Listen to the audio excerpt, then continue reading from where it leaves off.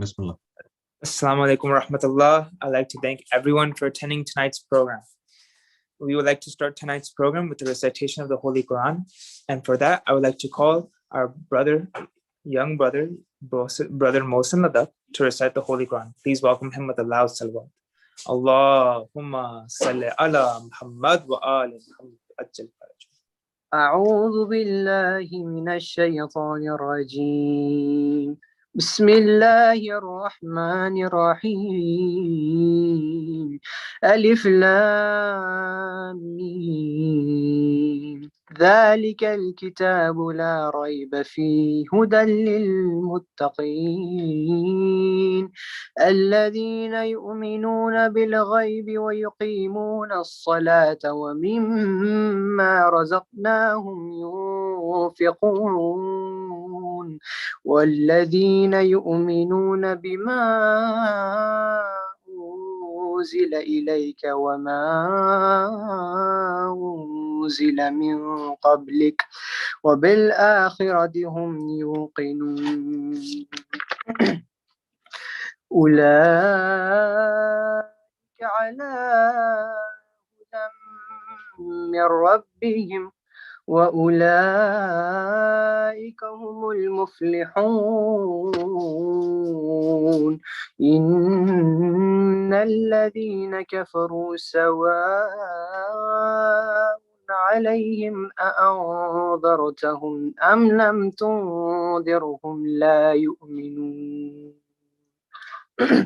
ختم الله على قلوبهم وعلى سمعهم وعلى أبصارهم غشاوة ولهم عذاب عظيم ومن الناس من يقول آمنا بالله وباليوم الآخر وما هم بمؤمنين يخادعون الله والذين آمنوا وما يخدعون إلا أنفسهم وما يشعرون في قلوبهم مرض فزادهم الله مرضا ولهم عذاب أليم بما كانوا يكذبون وإذا قيل لهم لا تفسدوا في الأرض قالوا إنما نحن مصلحون ألا إنهم هم المفسدون ولكن لا يشعرون وإذا قيل لهم آمنوا كما آمن الناس قالوا أنؤمن كما آمن السفهاء ألا إنهم هم السفهاء ولكن لا يعلمون صدق الله العلي العظيم.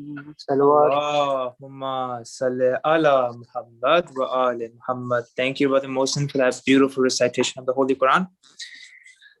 So now we'd like to continue on with the program. But before we invite Maulana, there's a few announcements. So Momin on Sunday, March 7th at 7:30, there will be a Salat Salat Majlis for Marhum Sabiha Nurul Hassan Jafri. The program will start with Quran, then it will be Salam Marcia, and then we'll have Sos and Salam by Aga Sarosh, and then we'll have Bayan by Maulana Sayyid Muhammad Askari. Then it will be ending with Noha and Ziyarat. On Monday, we will be having a program on March 8th. The program will start at 8:30 p.m. with a recitation of the Holy Quran. Then we'll have Salam and Marcia. The program is for the commemorating the death anniversary of Imam Musa al-Qadim alayhi salam and Hazrat Abu Talib alayhi salam. And then at 9 p.m. we will have the speech in English by Sheikh Ali Abbas from the UK. On Wednesday, we'll also be having a program for the Baisati of Rasul. The program will start at 8:30 p.m. with the recitation of the Holy Quran, followed by Mankabat Khani at 8:35 p.m. Then we'll have the speech at 9 p.m. by our very own Maulana Hayder Shirazi. Then we'll have Amal at 9:50, led by Maulana Hayder Shirazi on Wednesday. On Thursday, we'll also have another program.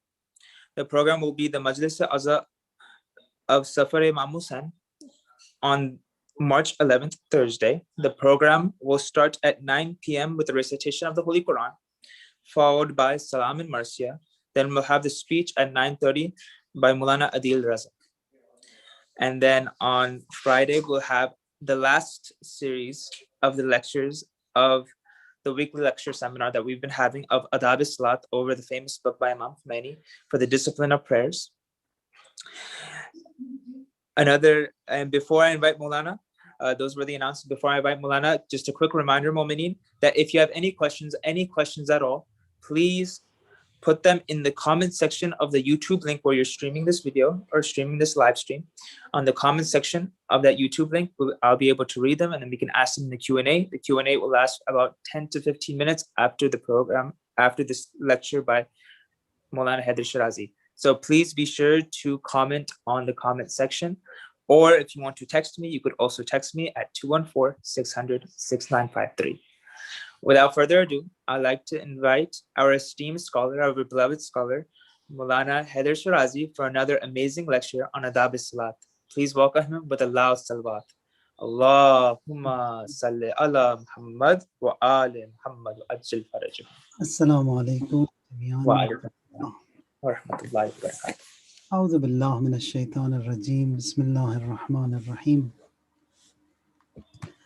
الحمد لله رب العالمين وصلى الله على سيدنا ونبينا أبي القاسم المصطفى محمد اللهم صل على محمد وآل محمد وعجل فرجهم وعلى أهل بيته الأطيبين الأنجبين بهم نتولى ومن أعدائهم نتبرأ إلى الله اللهم كن وليك الحجة ابن الحسن صلواتك عليه وعلى آبائه في هذه الساعة وفي كل ساعة وليا وحافظا وقائدا وناصرا ودليلا وعينا حتى تسكنه أرضك توغى وتمتعه فيها طويلا اللهم صل على محمد وآل محمد. On this night of Imam al-Asr alayhi salam, we ask Allah to hasten his return and to count us all among the best of his servants and to make Imam happy, pleased and radhi with every one of us. There are a lot of wrong, there's a lot of flaw that is in us, and that can be corrected only and only by the du'as and the mediation of the Imam alayhi salatu wassalam. And we ask Allah to help us accept these tawfiqat, du'as, be the recipient of the du'as of Imam alayhi salam, so that we are able to correct ourselves and reduce this distance that is between us and Allah, which has increased. Returning to our topic, and that is the discipline and the adab of salat. Before we start our prayers, now everything that is being mentioned is a lesson to myself first, and to you brothers and sisters a reminding. Now, when we stand for salat, and there are these hayya alat that are said, hayya ala salah, hayya ala al-falah, hayya ala khair al-amal, in the adhan and the iqamah, that also it works as a starter, as a preparation for the salat. Salik means this person who has embarked on this journey and who is traveling to Allah Tabaraka wa Ta'ala. He prepares his heart, he prepares all his organs and makes them understand, and makes the core of his heart understand the qurb and the nearness of Allah's presence.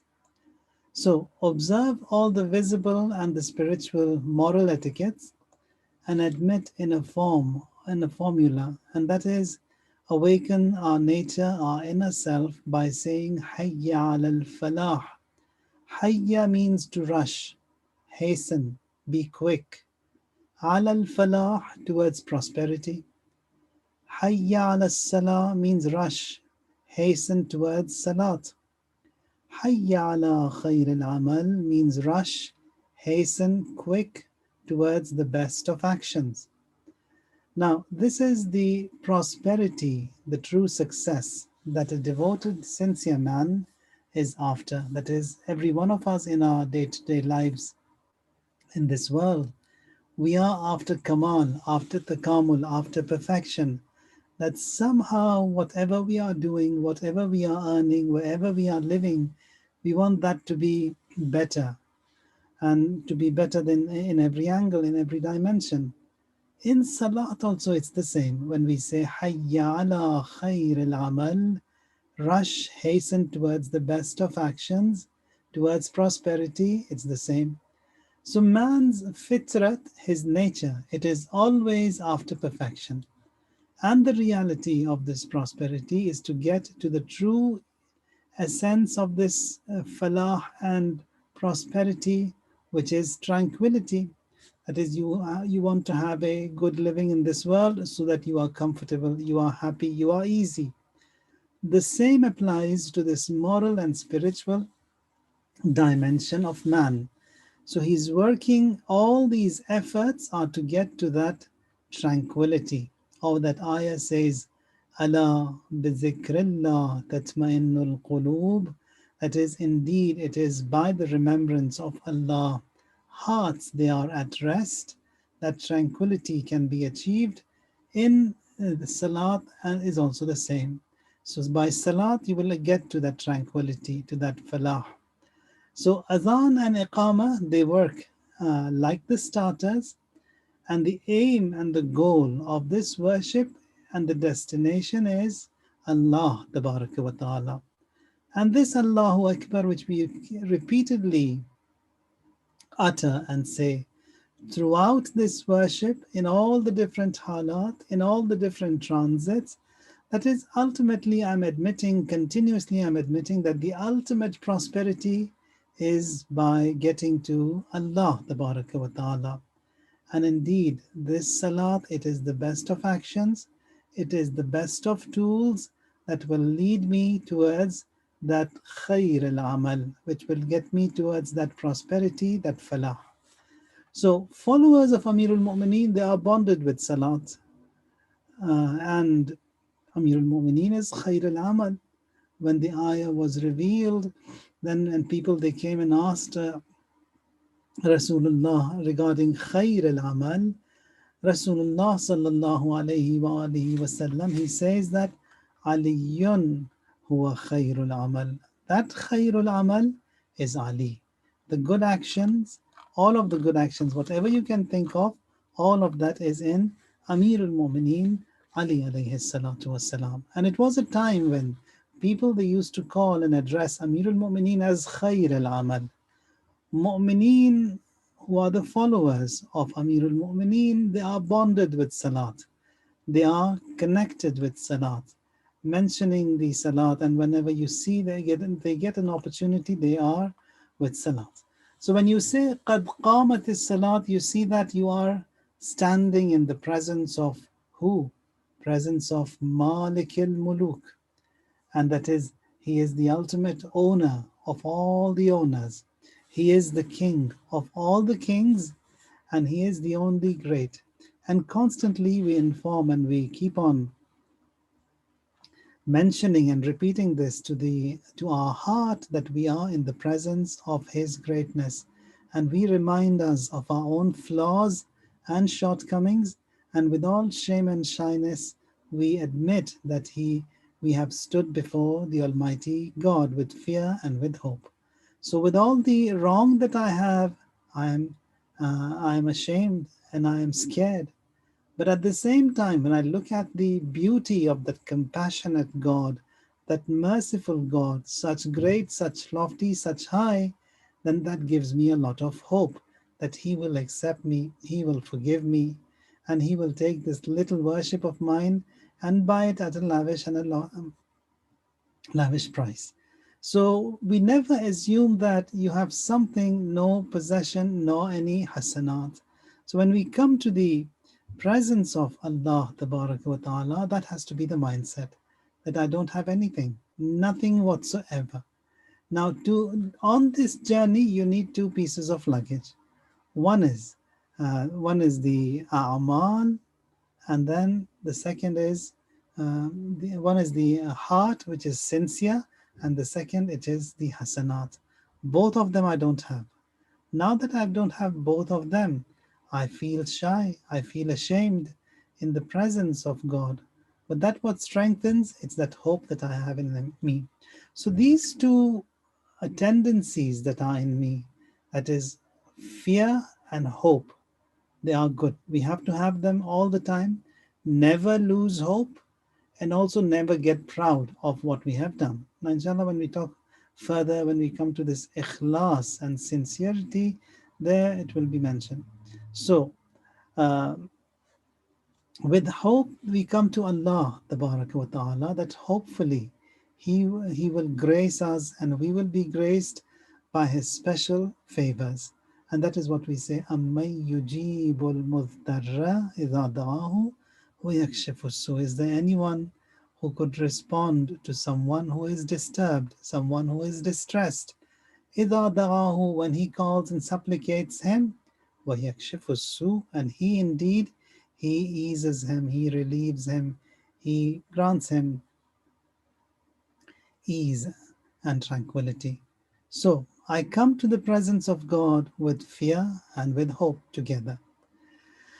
Now, when I stand before Allah, now this is, we did talk about this on and off, but today a little bit of a light we'd like to shed on this. So here, when we stand before Allah Tabaraka wa Ta'ala, now the adab that we see in the seerah of Ma'asumin alayhimus salam, كان علي بن الحسين عليه السلام إذا قام إلى الصلاة, Imam Sajjad عليه الصلاة والسلام, when he stood in worship, تغير لونه, his color, it changed.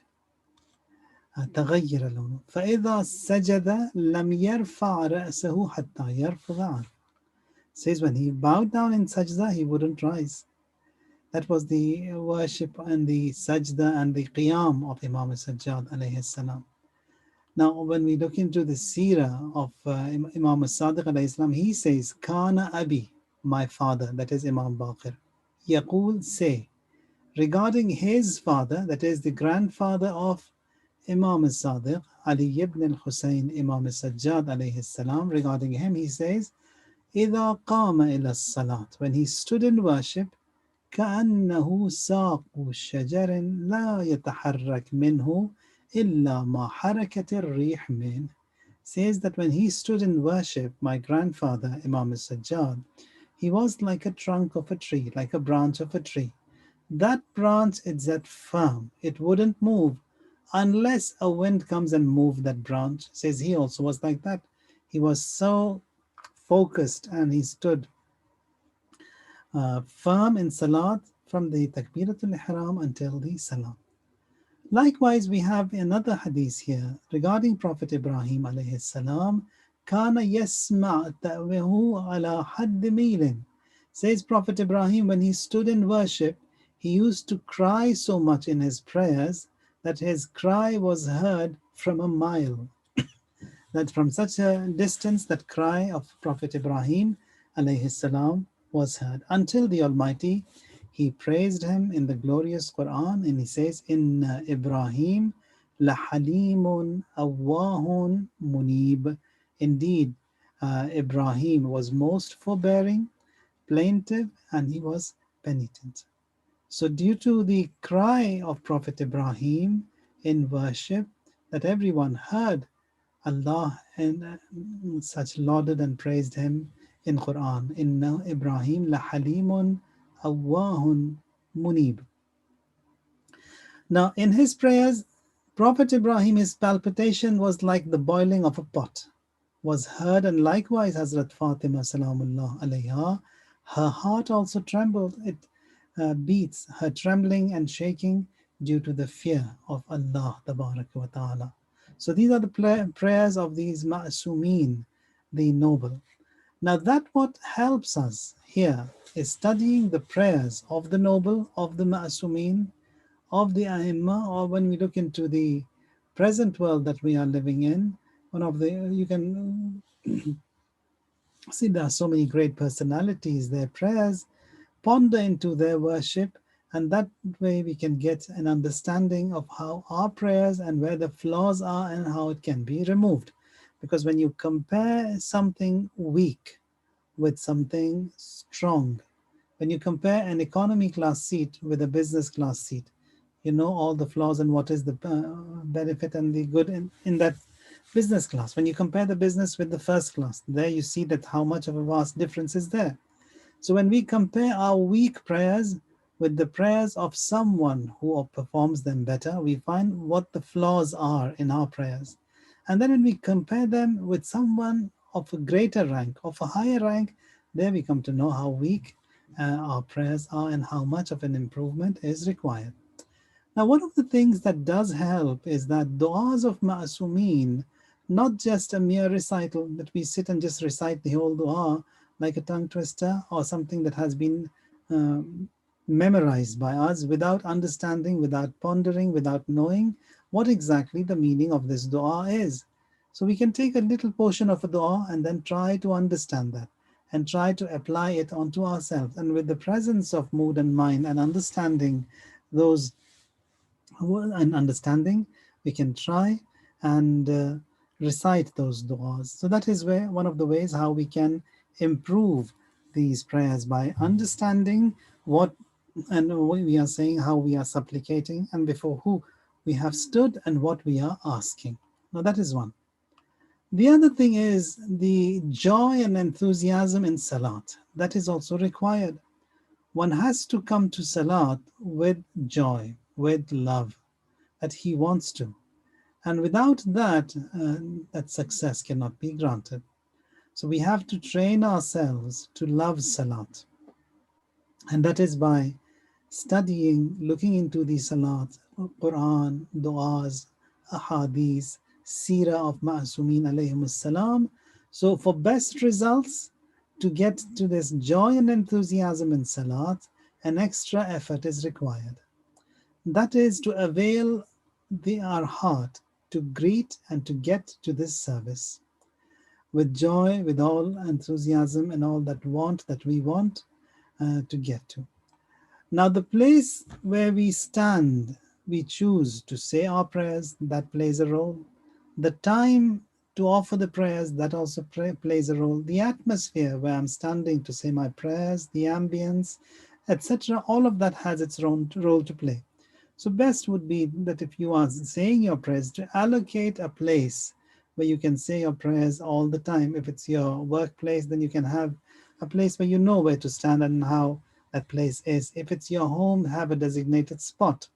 In fact, it is mustahab that you have a place to worship in your homes where you generally and you normally worship. And then it is said that at the moment of death, if death becomes difficult, at times you bring him and you place that person in that place in his room where he used to offer his prayers. That would ease the pains and the of death and the transfer from this world to the barzakh, to the next. That will ease. So prayers have that impact, have that effect.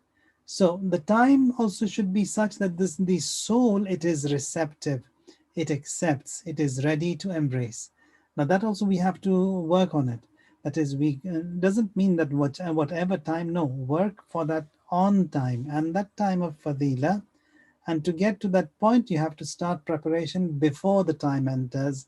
So before the time enters, you are ready, your mat is ready, and then the place where you want to stand, everything is ready.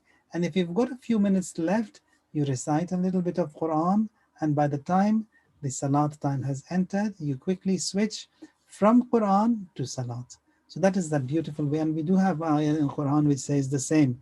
That is, you come to Salat and Quran together.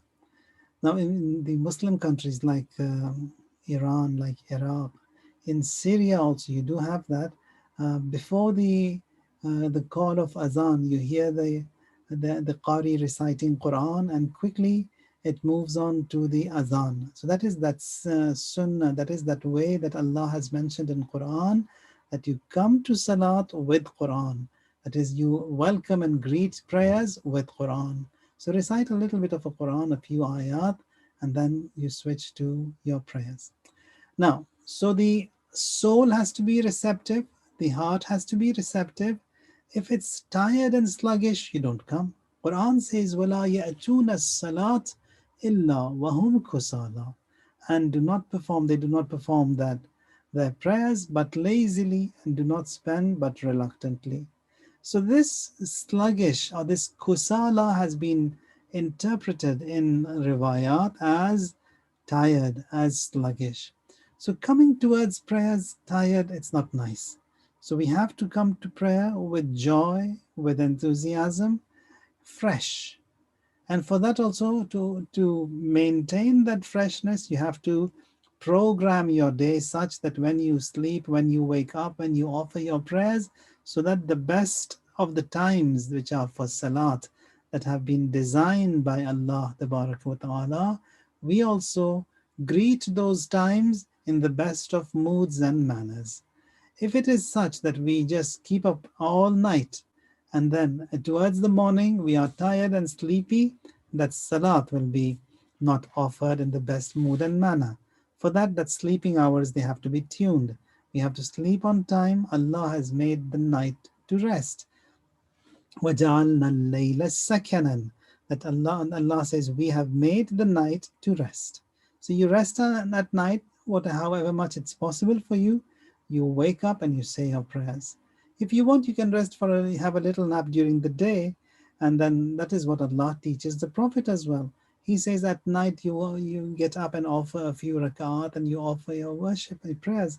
وَإِنَّ لَكَ فِي النَّهَارِ صَبْحًا طَوِيلًا. Because during the day you have a lot of tasks, so many efforts are there, so much work you have to do. You're going to get busy, so you won't be able to worship then. So at night, take some time out. So sleep, rest, and worship. Another ayah in Quran says, Ya ayyuhalladhina amanu la taqrabu salat wa antum sukara. Do not approach, do not come to salat when you are intoxicated. When someone is drunk, God forbid, instructions are that he must not come to salat. Now this ayah, for us, we're going to interpret in a different way. Drunk meaning that not in a status where he knows he doesn't know what he is saying. So he's in a state tired, sluggish, sleepy, and has come to say his prayers. He doesn't know what he's saying. He doesn't know what he's doing. So in such cases, it's better for him that he comes to offer prayers when he is in a better mood. La taqrabu salat. Because with this salat, we want to ascend. We want to get connected to Allah. With a salat which is so weak, which is so da'if, that a person, he cannot get connected. So for that to happen, we have to be in a good mood, in a good mood and manner. Now, Hadith says that can we come to Salat or force to ourselves to Salat? Say we come to that. La takrahu ila anfusikum al-ibadah. You don't force worship on yourself. You have to come towards worship with love. So it doesn't mean that I'm not feeling, that's why I don't pray. No, you have to pray. You have to make and bring about and tune that joy, that love, that enthusiasm to pray in yourself. So you have to work on that so that you come to prayers. You have to come to prayers. Now that you have to come, you come with joy, with love, with enthusiasm. So that is what we have to work on. So with an excuse that I don't want to force myself to worship, I don't pray. No, you have to pray. And then you have to force yourself to create that joy, that enthusiasm and love towards worship. Amir al-Mu'minin, Rasulullah sallallahu alayhi wa alayhi wa sallam, to Amir al-Mu'minin, he says that, Ya Ali, inna hadha ad-din matinun, فأوغل فيه برفق ولا تبغض إلى نفسك عبادة ربك. Says Ali, this deen is very fragile, very delicate. Handle with care, with love. Don't make your soul detest worship. So when a person is tired and sluggish, and when you ask him to come towards prayer, he's going to have negative remarks towards prayer. So for that soul, we have to tune it and we have to train it that it comes towards worship with love. So again, another hadith from Imam Askari alayhi salam, he said, إِذَا نَشَتَتِ الْقُلُوبُ فَأَوْدَعُوهَا, that when the hearts are happy, you invite them. And if they are not happy, you do not in a good mood, you don't. So this was regarding coming towards worship and prayer with love, with enthusiasm. Now, one of the other topics which is quite important, and that is that we have to work on safeguarding the prayers from being hijacked by shaitan. Every good action, just like this world, whatever you have, if it is valuable, if it is good, it can be stolen, you can be mugged, you can lose it. Just like that, Salat, it is valuable. And Salat is that worship which brings man towards God. And shaitan doesn't like that. So Salat can be hijacked at any moment. So one of the toughest tasks that Quran also mentions is الَّذِينَ هُمْ عَلَى صَلَاتِهِمْ يُحَافِظُونَ. That is mu'mineen. They are those who work on protecting and safeguarding Salat. Just like the body which needs to be properly nourished, quenched and fed to properly grow and survive, the heart and the soul too, it needs to be provided, needs to be nourished, need to be fed, and that too spiritually it needs to blossom. For that, all that nourishment has to be given to that. Just like the human body, if that water and drink and that nourishment and the provisions are not provided, you see that it feels weak, it gets sick, and all these different illnesses, they come towards it. For that not to happen, you have to keep it well hydrated, quenched, and nourished and provided. The same thing applies to the soul. For that soul to blossom, you need to nourish the soul. You need to provide the soul. You need to quench the soul. And how is that?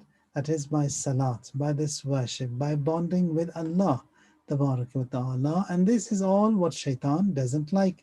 And he would want to come and somehow hijack and take away the prayers from this person. So we must know that every provision that is pure, every provision that is shaitan free, that has no touch or the effect or the essence of Iblis is there in it, that is sincere with no contamination. Now this service which doesn't have any contamination, which is shaitan free, that can happen with the support and the assistance of the wilayat of Rasulullah sallallahu alayhi wa alihi wasallam and Waliyullah al-A'zam. Today it is Imam al-Asr alayhi salatu wassalam. The heart and the soul, it is nourished through them, immunized by the wilayat, and such a salat will ascend and reach the nearness of Allah tabaraka wa ta'ala. Now, you will not be safe from shaitans hijacking this service unless you are sincere in all the phases of this service. Now, in this journey, we have to want and seek God and only God. For that, the selfishness or the self-want that is in us, that has to be put aside.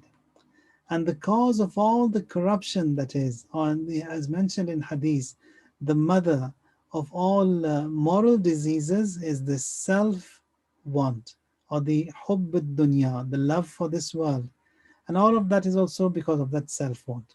So this is not an easy task, but does not mean that we have to lose hope. We can get to what we want. We don't lose hope. We ask, we continue asking Allah. We get help from Rasulullah and the Ahlul Bayt, Imam al-Asr alayhi salatu wassalam in particular.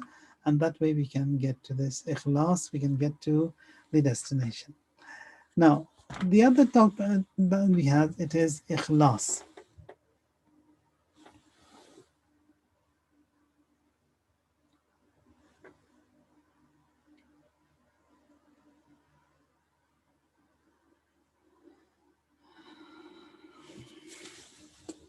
Sorry. It is ikhlas. Ikhlas means sincerity, means purity. We have to monitor all of our actions all the way through And that is, there are 4 actions that we have to monitor in particular. One is love for wealth. Second, it's this rank and position. And then we have name, and then we have fame. So these are those things where we have to work on. And this way, in man, he can pollute himself, contaminate himself, and that sincerity, that ikhlas can be lost. So there are issues that tarnish man and degrade him from the high values, from that lofty position. As a result, he collides and becomes most worthless. Now, the pure God-given soul, it must not be tarnished or polluted. It must not acquire any color which does not belong to Allah. As Quran says, Sibghat Allah wa man ahsanu min Allahi sibgha. Sibgha means color. That is, receive the baptism of Allah, or we receive the color of Allah. And who is better than Allah at coloring? And we are His worshippers.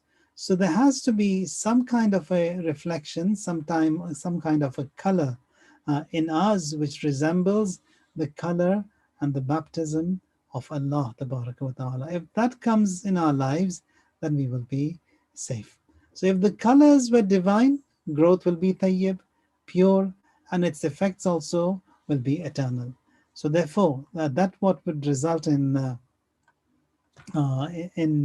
this ikhlas not being there in our lives is because of the contamination, and if the actions, they are not so sincere and pure for Allah Tabaraka wa Ta'ala. So aim is Allah, who is all pure. He wants actions also that are all pure. Quran says, At-tayyibatu lit-tayyibin, wat-tayyibuna lit-tayyibat. Says tayyib means pure. Pure is for the pure. If we want to give something to God, that purity is required. Because He is all pure, actions also they have to be pure. How can actions be pure? When they are sincere. Sincere meaning that there is no other color in those actions.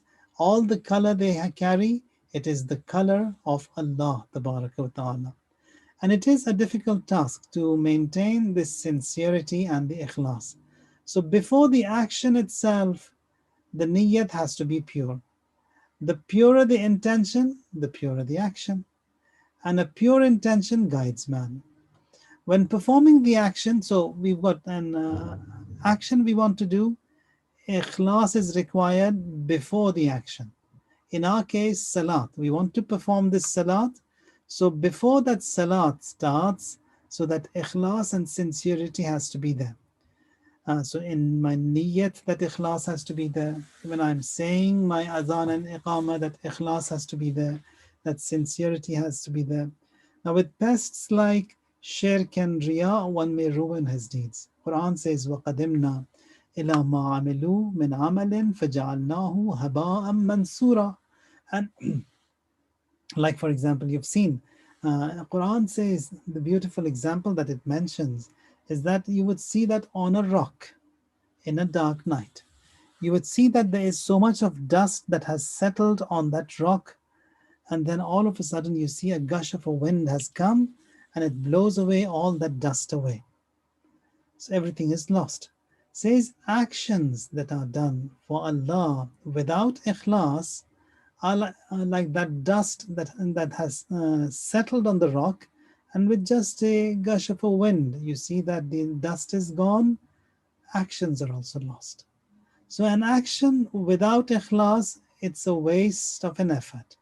So one has to be cautious with his actions every moment of his life, as a result of which he will be blessed with a status which constantly is in search of Allah Tabaraka wa Ta'ala. And God, he makes him successful to think right, to say right, and to perform right. So ikhlas before the action. So before the salat, that sincerity has to be there. And now ikhlas after the action.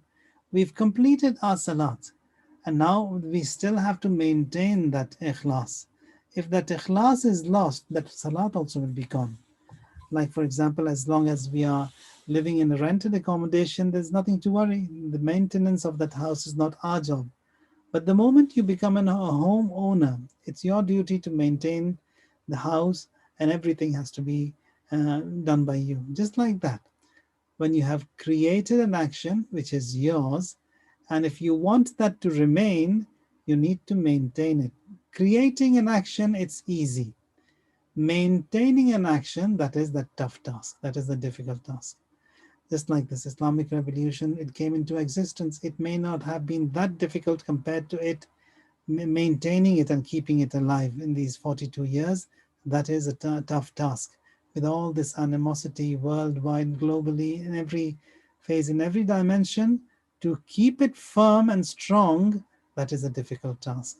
Salat also, we've done it, it took 3-4 minutes. But to maintain that salat, to keep it alive, that is the difficult task. And with ikhlas, that can remain. Now, for this salat, you have to be careful that whatever we have gained as a result of this lifelong struggle is not lost instantly. Now, this again is the highest levels of spirituality that we find, and the toughest as well.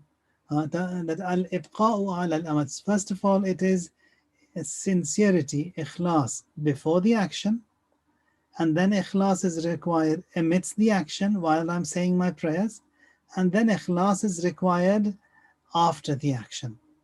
So these three phases, and the toughest one, it's the third one, to retain it, to maintain it, even after the action is complete. Amir Imam al-Sadiq alayhi salatu wassalam, he says that al-ibqa'u ala al-amal hatta yakhlus ashaddu min al-amal. That is, remaining on that action, that is the toughest of all. And remaining and retaining an action is tougher than the action itself. So to understand this in an easier way, if you like a pure spring, which is not polluted, you see that a spring has gushed out, and the opening or the outlet of that spring, it's nice and clean and pure. You come by the spring, you can drink water because there is no contamination. Now, sometimes this water, it gushes out of that spring and it is flowing in a river. And all the way you see that it's pure, you can still use it. There's no contamination. The purity has been observed. At times you see that amidst that path of that water, there is pollution, there is contamination. So that will destroy and ruin that water. And at times you see the origin is safe, the path is also safe, the destination where this water is reaching, that is contaminated. So the origin was good, the path was good, the destination is bad. So it's lost there. And the best of all of them, it's the origin be pure, the path also be pure, and the destination also, which is the after, that also has to be pure. Then you see that how beautiful that water would be and how everyone would benefit from that. Actions that we do are the same. So that purity has to be there before the action, purity has to be there amidst the action, and purity has to be there after the action. Now there's a saying in Farsi, they say gav haf man sheer. That is, you have a cow, you milk that cow, gives all that milk, you fill those buckets with that fresh milk from the cow, and all of a sudden that cow, it kicks the bucket and all of that milk is lost. These actions that do not have ikhlas in it are like that kicking of that cow, which just spills away everything. So we also do so much, and if that ikhlas and sincerity is not there, it will just ruin everything. Now, Rasulullah sallallahu alayhi wa alihi wasallam, talking about this ikhlas, which is sincerity, he says, "Inna akhwafa ma akhafu alaykum ash-shirk al-asghar." That what I fear from you the most, it's the lesser shirk.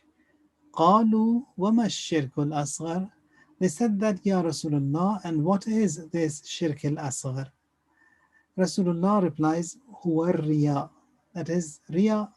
Riya means to show the action to someone.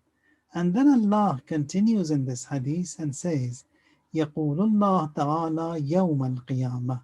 On the day of judgment, Allah would say, when the rewards will be given to everyone, and this person who did perform the actions, but the actions were to show to others, then Allah would tell him that go and get the reward of these actions that you have performed from him who you showed the actions to.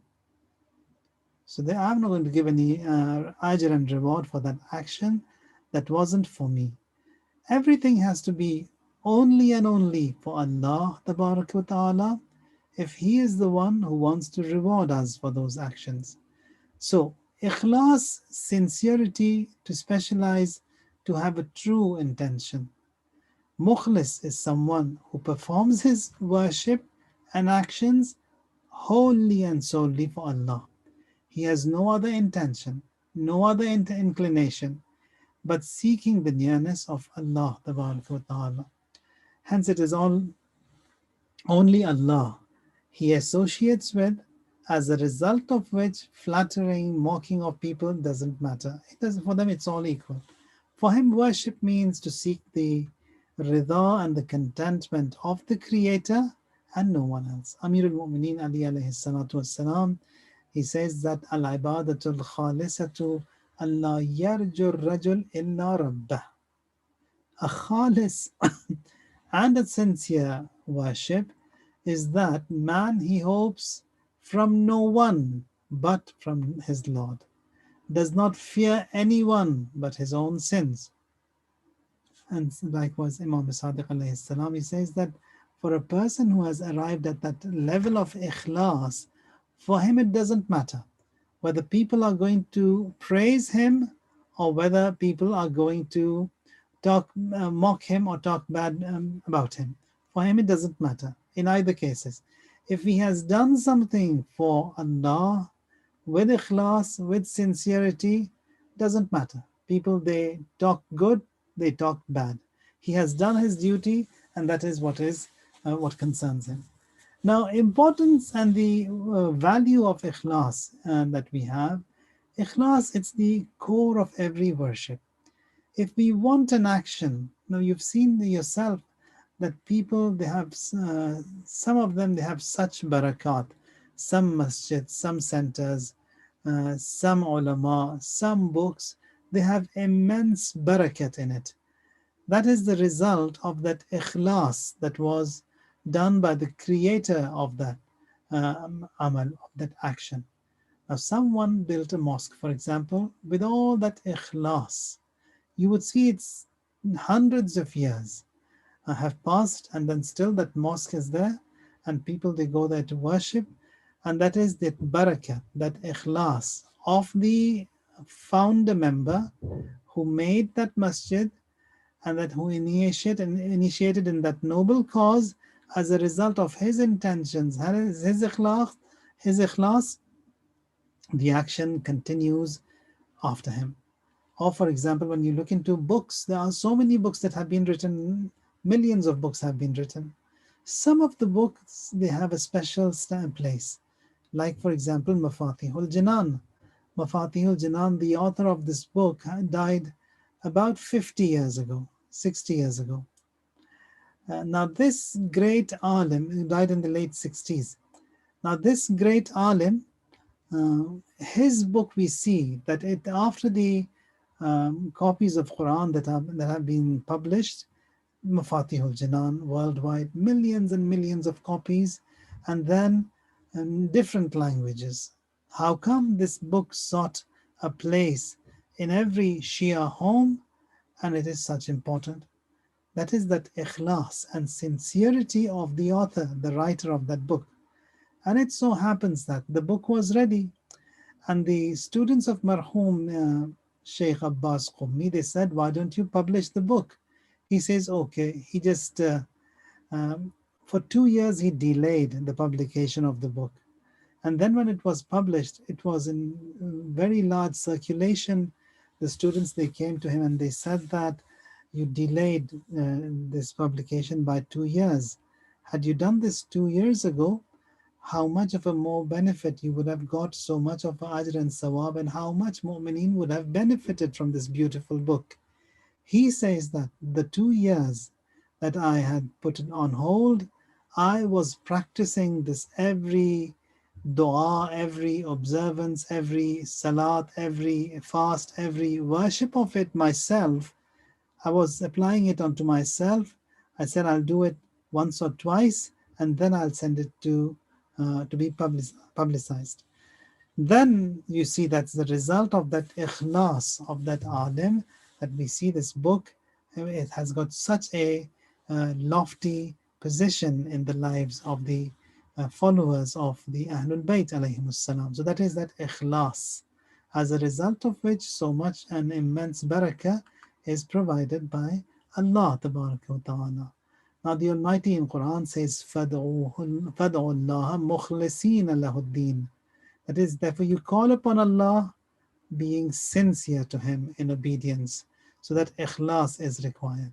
Amirul Mu'mineen says, ikhlas, it is the condition to have your actions accepted. One who does not associate with ikhlas, his actions will not be accepted. Without ikhlas, nothing will be accepted. Now, that what will makes us arrive at those high ranks, it is that ikhlas. And one who does not associate with ikhlas, his actions will not be accepted. Ikhlas is to purify the action from everything apart from Allah. So we do see that there are so many impurities in our actions when we stand in worship. Maybe my hearing, the way I recite, and that riyah, that showing is there. So all these are contaminations that are there in that worship. So we have to clean it, and we have to keep on cleansing it all the time. It's an ongoing effort. It takes a long time, decades, 20, 30 years of one's time. Now, ikhlas also, it can be briefed in in 3 stages. So purifying an action due to the fear of the day of judgment, although the action is itself is sincere, but is categorized as the worship of the slaves. Now, when we see the statements of Amirul Mu'mineen Ali alayhi salatu wasalam, so people, they worship due to the fear of hell. Some people, they worship to get into the heaven, that is due to the want and the desire of the heaven and the whatever the blessings and ni'amat are there. Some people, like Amirul Mu'mineen, they don't worship due to the fear of the hell or due to the desire of the heaven. Says that I found the Almighty ahlan, that is, I found Him worthy to be worshipped, so I worship Him. That is that highest level of ikhlas a person can arrive at and get to, and that is due to love and sincerity and ikhlas, he worships. Now, how to get to this ikhlas? Ikhlas is to purify the actions from every impurity. A mukhlis, he has no motivation but seeking the nearness of Allah Ta'ala. So what shall we do to get to this level of sincerity? We must have no hope in anyone else apart from God. Marhum Imam Khomeini, he was the neighbor of Ayatollah Allama Tabatabai. And early days of the revolution, he was in Qum, and thousands of people coming in the streets and chanting slogans for him. He says, I came to Allama Tabatabai and said to him, I'm sorry that you are the neighbor here, and there's so much of noise pollution and people making all the disturbance being caused for you. And then he says to him that all of these people who are saying that long live Khomeini, if all of them they come and they say death to him, death to Khomeini, for me it's not going to change a little bit in my move, in my action, in my duty that I have to perform. That is that height of ikhlas. Whether people mock, whether people praise, it doesn't matter. Imam Baqir alayhi salatu wassalam, he says that one would not be a true worshipper, but that he breaks from every creation and remains with God. He, the Almighty, then says, the sincere act is for me, and by His grace, He, the Almighty, He accepts. Now, to increase ikhlas, we must increase our knowledge. we must increase our yaqeen that that yaqeen that we have has to be increased. Amir al-Mu'mineen says that thamaratul ilm ikhlasul amal. The fruit of knowledge is sincerity in actions. So if that action was sincere, that will be the fruit of the ilm that we have acquired. Ikhlasul amal min quwwatil yaqeen. The more the yaqeen and the certainty, the stronger the aqidah of someone, you would see that his actions also, they are more sincere. For more sincere actions, ikhlas is required, and that yaqeen also has to be strengthened. And one of the other things that helps in intensifying this yaqeen is by reducing hopes. وَقَلِّلِ الْآمَالِ تَخْلِصْ لَكَ الْأَعْمَالِ. Says reducing your hopes will purify your actions. Having hopes, too many hopes, that is also not nice. Yeah, having hope in Allah, tabarak wa ta'ala, that's something else.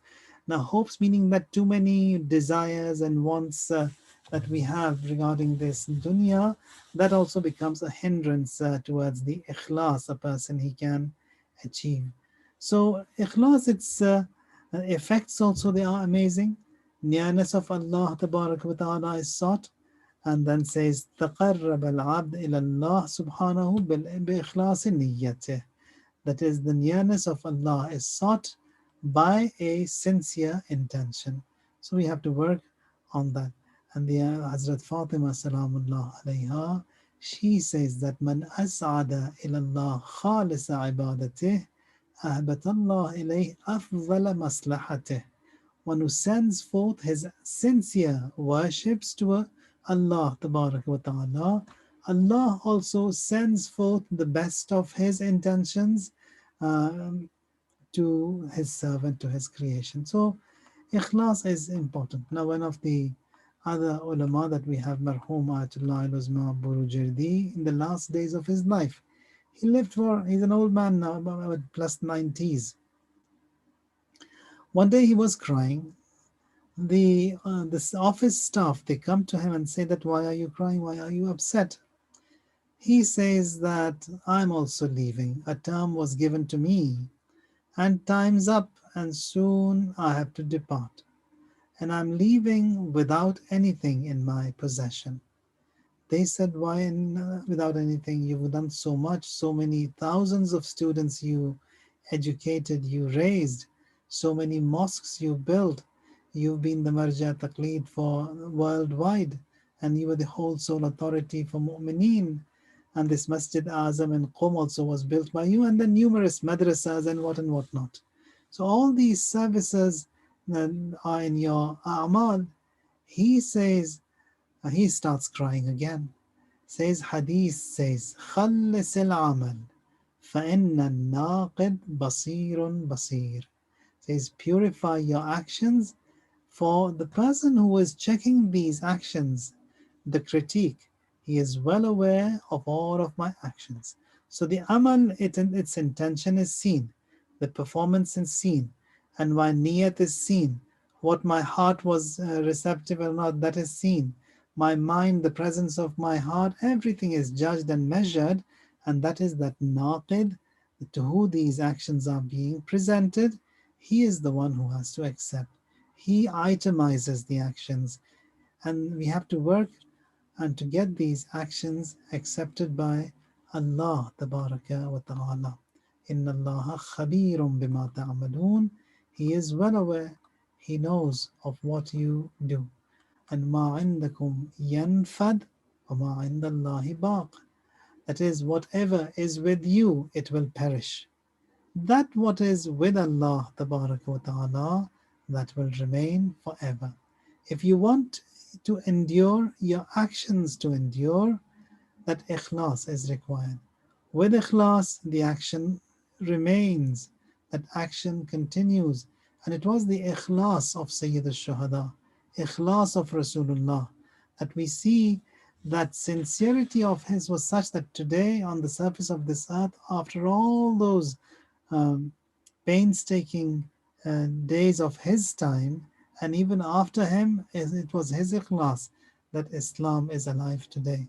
Ikhlas of Rasulullah, ikhlas of Abu Abdullah, ikhlas of the Imams, ikhlas of the ulama, mujtahideen, maraji that have kept this deen alive. And the reason behind all of that was ikhlas. Ma indakum yanfad. What is with you will perish. But that what is done for Allah Tabarak wa Ta'ala, that remains, that endures. وسبحان ربك رب العزة عما يصفون وسلام على المرسلين والحمد لله رب العالمين. اللهم صل على محمد وآل محمد.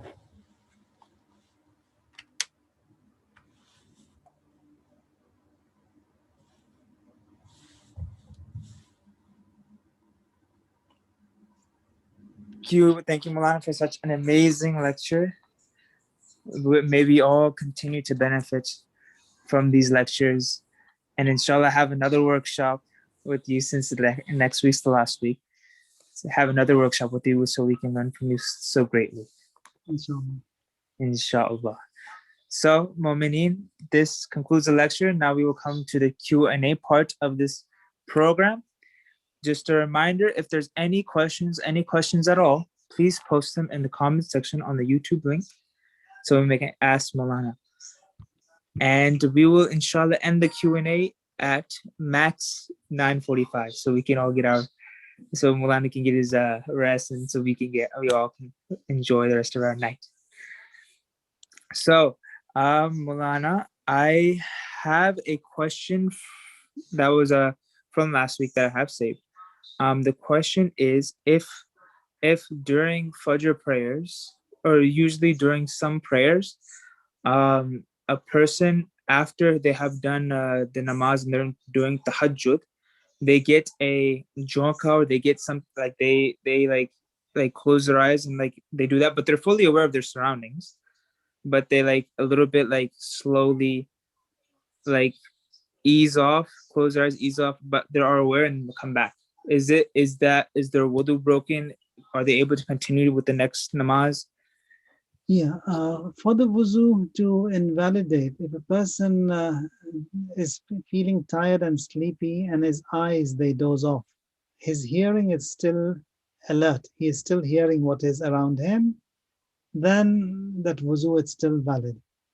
The moment he doesn't hear, his hearing deactivates, that is when the wuzu also invalidates. So as long as he has the hearing, it is all good. Yeah. Perfect. Thank you, Maulana, for that answer. I have another another question that's saved from last week. The question is, since the month of Rajab is ending, and we're welcoming another month, how should we welcome the next month, the next one of the holy series of months, which are these last 3 months before Ramadan? What was the question? Since the month of Rajab is ending, how should we welcome the next month that is coming in the series before Ramadan? So how can we best prepare ourselves for Ramadan? So we have increased our ibadat, increased our prayer ibadat in this month. How can we continue to increase it, or how should we welcome the next month? It's just like this month of Rajab, with all the emphasis and the ta'keed that we have from the Ma'asumeen and the Seerah of the A'imma alayhimus salam. For the month of Sha'ban also it's the same. Now, the month of Rajab, it was a slightly intense compared to Sha'ban. So many observances, so many du'as, ziyarat, etc. For the month of Sha'ban, it's slightly lighter. So du'as are not that intense, amal not that intense. It's only fasting, and it is highly recommended to fast the entire month of Sha'ban. And the seerah of Rasulullah was, and the Aimma was, to fast these 3 months, connect Rajab to Sha'ban to Ramadan al-Mubarak. So this is how we welcome. Now, all of this is a preparation to get to the month of Ramadan. However much is possible for you for the month of Sha'ban. Now, in the month of Sha'ban, you've got salawat. Now, in this month, you've got so many azkar and formulas of tawbah and istighfar and etc. But for the month of Sha'ban, it's what the munajat Sha'baniya, whenever you can recite during the day. And then you got salawat Sha'baniya, which is again a smaller version of the salawat, which is to be recited during the midday and also at midnight. So comparatively, it's lighter. And then there are some prayers to offer on Thursdays, on Sundays.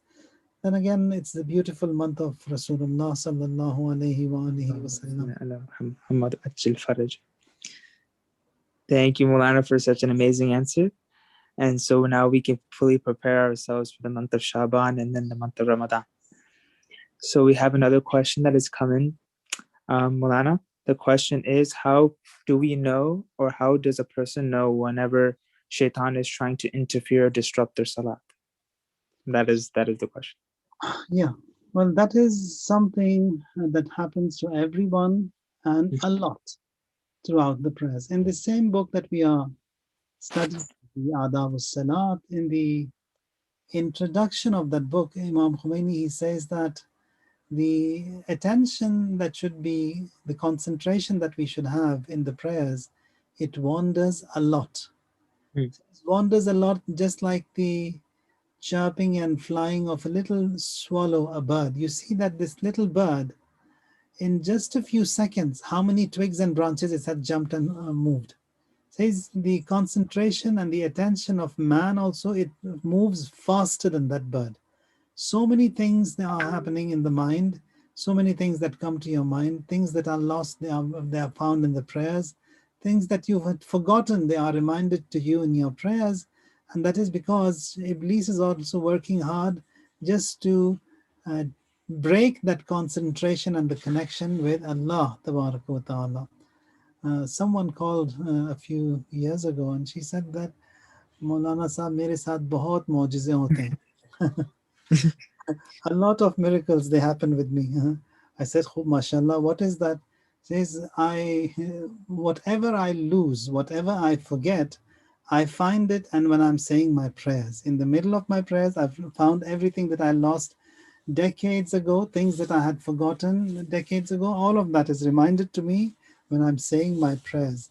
I said to her, this is not a miracle. This is Shaitan working hard on you and it's reminding everything to you. So that attention, it wanders around a lot. And Shaitan also, he works, he's in full force on certain occasions. One of them, it is Salat. That he knows that if the person gets bonded with Allah and maybe a few moments of his Salat, he gets connected, then he's gone. He's out of Shaitan's and Iblis's control. For that not to happen, he is constantly in the highest of his signals and somehow to get him off track. We also have to work hard with this ikhlas, with all these little things that were mentioned on and off. That hadith says that even if you get disconnected in your salat, try to bring back your connection. Out of all of those different disconnections that we have, one of the ahadith, it says that 3 opportunities are given to you. You got connected in your salat, you were connected in the first rakat, and somewhere in the second you got disconnected. Says Allah, says, okay, I will reinstate. 2 connections, third connection, and after the third connection, it will not be reinstated. Other riwayat say that no, if you just had a little bit of a connection in that salat also, that salat is accepted by Allah Tabaraka wa Ta'ala.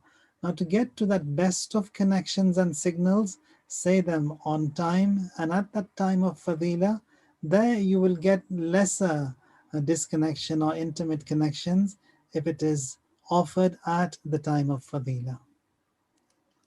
Yeah. Thank you so much, Maulana, for that amazing answer. We have, I think there is a part 2 to that question that just now came in. The question is, if some distraction happens for a moment in salat, does that void or break our salat? No, some distraction doesn't void. Even if the prayers are such that there is a lot of distraction in those prayers, even those prayers, they are okay, not to worry. Perfect. Thank you, But try to Maulana. offer the prayers in a place where the distraction is least. So the place where you stand, the the gadgets and the tools and the devices that are around you, the distraction that is around you, that plays a role. That is why it is said that you stand and worship in a place where where you are distracted the least. Perfect. Thank you, Maulana, so much for that answer. I had a question. The question can kind of go along with this one. And I've heard from some books, or I've heard from some places, that it is makruh to pray in the full dark. Is that true? That it's makruh to pray when it's fully dark or in a dark room? No, I haven't seen anything like that. I don't know. I haven't seen anything. Praying in a dark room, no. Or sitting in a dark room, is that also like just sitting in a dark room? Because I've heard, when as children we've learned that that shaitan roams around in dark rooms, and not to stay in a dark room for too long. Open up the lights. So is there anything as such? I've heard it from some friends, and I've heard it once as a child. That what we have for dark rooms is a place where someone has passed away. It is mustahab to light up and keep it lit. So have a candle or a light lit up in that place, and don't leave him alone. You have someone recite Quran by him, and don't leave him in the dark. We do have that. But then otherwise, no, we don't. Yeah. Perfect. Thank you, Maulana, for that answer. Mm. Let us see if there is another question. I've just received a text from another question.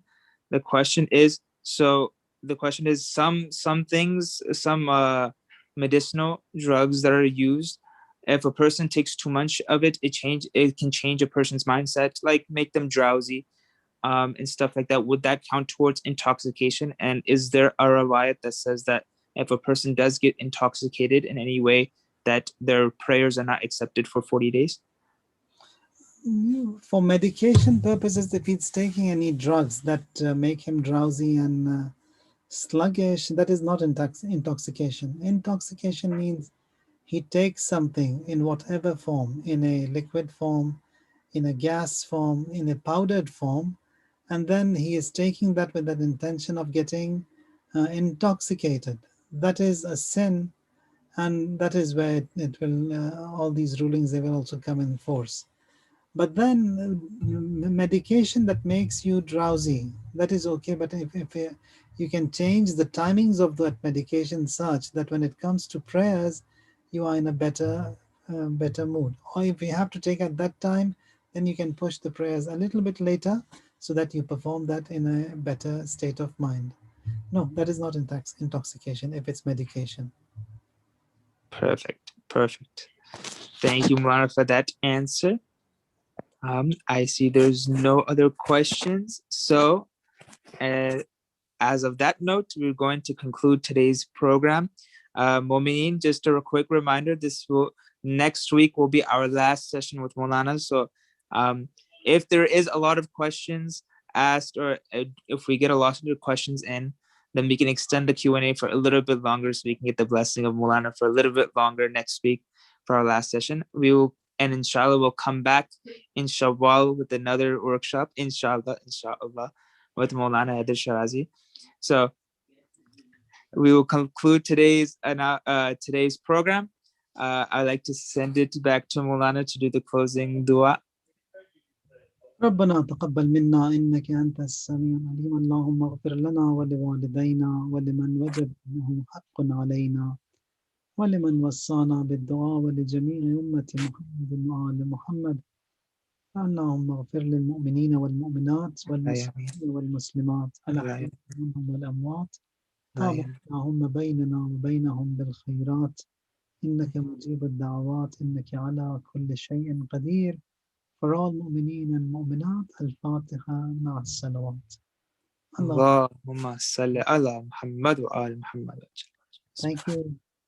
Thank you, Maulana, from our community, from us at the Islamic Center Moment, and from all of us in the community that are watching here in this community, or whoever all is watching. Thank you so much for giving us such amazing lectures every single week that we can benefit from. Thank you very much. التماس الدعاء. Hafiz. خدا حافظ.